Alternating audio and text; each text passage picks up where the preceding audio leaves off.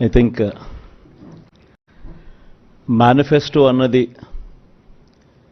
నిజంగా అర్థం వచ్చినది. మేనిఫెస్టో అంటే ఎంత పవిత్రమైన గ్రంథము, దానికి ఉండాల్సినంత ప్రాధాన్యత ఎప్పుడొచ్చింది అంటే అది కేవలం ఈ 5 సంవత్సరాల్లో, ఈ 58 నెలల కాలంలోనే అని కూడా చెప్పడానికి నిజంగా చాలా గర్వపడతా ఉన్నా. ఎందుకంటే గతంలో అంతా మనం చూసేవాళ్ళం, మేనిఫెస్టోలు అంటూ చెప్పేవాళ్ళు ఎన్నికలప్పుడు రంగురంగుల కాగితాలతో, రంగురంగుల ఆశలతో, రంగురంగుల అబద్ధాలకు రెక్కలు తొడిగి ఒక డాక్యుమెంట్నిలా చూపించేవాళ్ళు. ఎన్నికలు అయిపోయిన తర్వాత ఆ డాక్యుమెంట్ ఎక్కడుంది అని ఎవరైనా వెతికినా కూడా కనపడని పరిస్థితి. ఎన్నికలు అయిపోయిన తర్వాత ఆ మేనిఫెస్టో డాక్యుమెంట్ ఎక్కడ దొరుకుతుంది అని అంటే చెత్తబుట్టలో కూడా దొరకని అధ్వానమైన పరిస్థితులు మనమంతా చూసాం. కానీ మొట్టమొదటిసారిగా ఒక మేనిఫెస్టోను ఒక బైబిల్గా, ఇది 2019 మన మేనిఫెస్టో,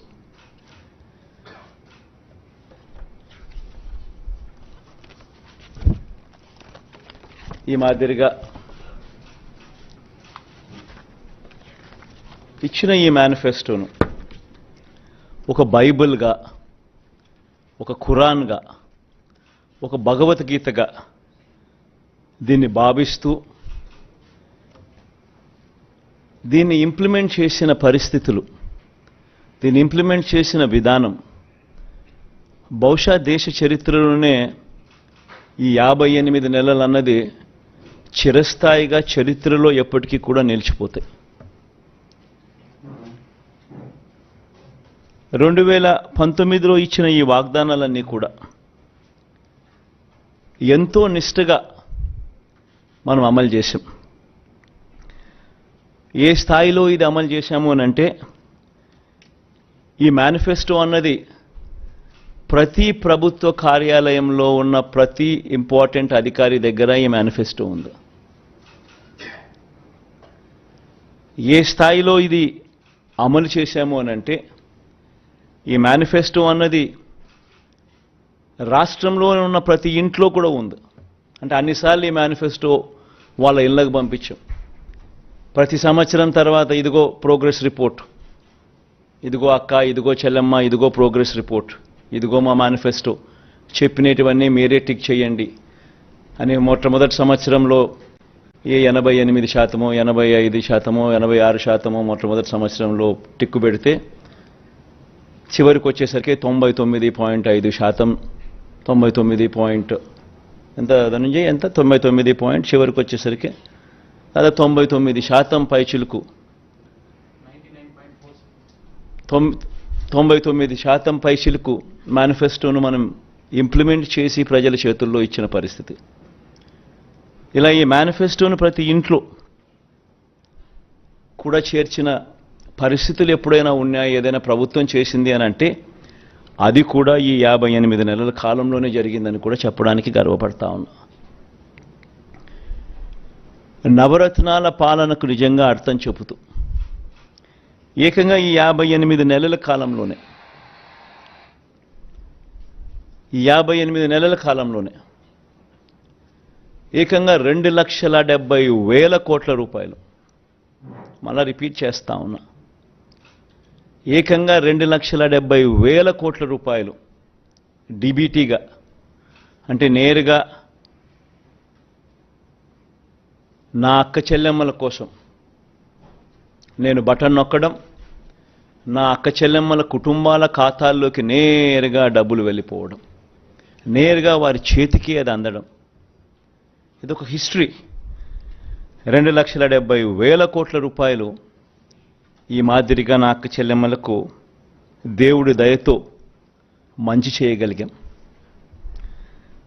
పేదల ఆత్మగౌరవాన్ని, అవ్వాతాతల ఆత్మాభిమానాన్ని ఎరిగిన వాడిగా వాళ్ళ ఇంటికి ఈ పథకాలన్నీ డోర్ డెలివరీ చేసిన పరిస్థితులు కూడా ఈ 58 నెలల కాలంలోనే.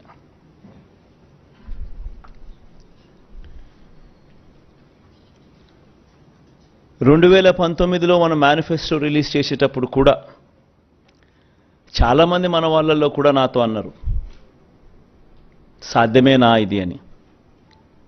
ఎందుకనంటే 2019లో మనం చెప్పిన ఈ మాటలు, చెప్పిన ఈ హామీలు ఏదైతే ఉన్నాయో, ఆ తర్వాత ఈ 58లో ఏదైతే మనం ఇంప్లిమెంట్ చేశామో, గతంలో ఆంధ్ర రాష్ట్ర హిస్టరీలో ఎప్పుడూ జరగల. ఈ మాదిరిగా ఈ స్కీములు రావడం కానీ, ఈ మాదిరిగా ఈ బటన్లు నొక్కడం కానీ, ఈ మాదిరిగా ముందుగానే క్యాలెండర్లో ఏ నెలలో ఏ స్కీమ్ ఇస్తాము అని ముందే చెప్పి ఆ నెలలో ఆ స్కీములు కరెక్ట్గా పోయేట్టుగా చేయడం కానీ, ఇవన్నీ ఎప్పుడు గతంలో ఆంధ్ర రాష్ట్ర చరిత్రలో ఎప్పుడూ జరగల. అవన్నీ కూడా ఈ 58 నెలల కాలంలోనే జరిగాయి. 2014లో నాకు బాగా గుర్తుంది. చంద్రబాబు నాయుడు గారు విపరీతమైన మోసపూరిత హామీలు ఇస్తూ ఉన్నారు. ఆయన ఇస్తూ ఉన్నాడు, మనం కూడా ఇవ్వకపోతే ఎలా, మన సంగతులు మనం చూసుకుందాం, ఫస్ట్ అయితే హామీలు ఇచ్చేద్దాం అని కూడా నా శ్రేయోభిలాషులే, నా మంచి కోసమే కూడా సలహాలు కూడా ఇచ్చారు. కానీ ఆ రోజు నేను చేయలే. ఆ రోజు కూడా నేను చేయగలిగినటివి మాత్రమే చెప్పా. చంద్రబాబు నాయుడుతో నేను పోటీ పడలేకపోయా. ఈరోజు నేను గర్వపడతా ఉన్నా. నాకు అధికారం 2014లో రాలేకపోయినప్పటికీ కూడా చరిత్రలో చరిత్రహీనుడిగా మిగిలిపోకుండా చేయగలిగినటివి మాత్రమే చెప్పి, అవి మాత్రమే చెప్పి చేసి చూపించి మళ్ళీ ప్రజల దగ్గరికి ఈరోజు చరిత్రలో ఒక హీరోగా ఈరోజు ప్రజల దగ్గరికి వెళ్తున్నాం. తేడా ఆ ప్రభుత్వానికి ఈ ప్రభుత్వానికి మధ్య తేడా గమనించండి.